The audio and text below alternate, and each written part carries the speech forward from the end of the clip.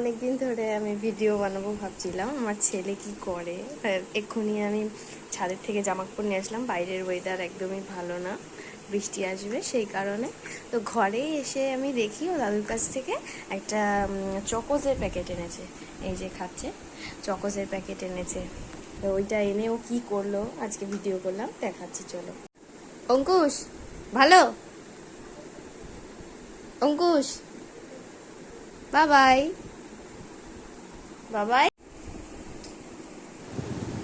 এই যে ও একা একা খাচ্ছে যেগুলো, ধীরে ধীরে ধীরে ধীরে খাবে। আমি বললাম কেমন, বলছে ভাব। ভাব মানে ওর মানে ভালো, ঠিক আছে।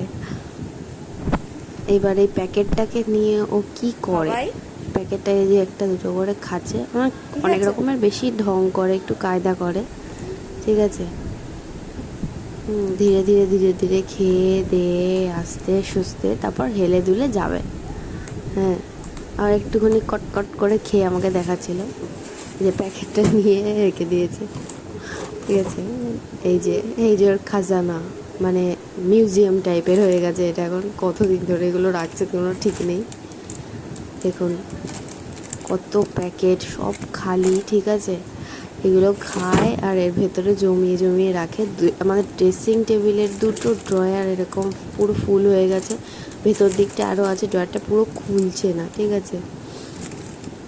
তো এই করে, আমি অনেক দিন ধরে ভাবছিলাম সবাইকে দেখাই, কিন্তু হয়ে উঠছিল না। আজকে সুতো বুঝে করে দিল।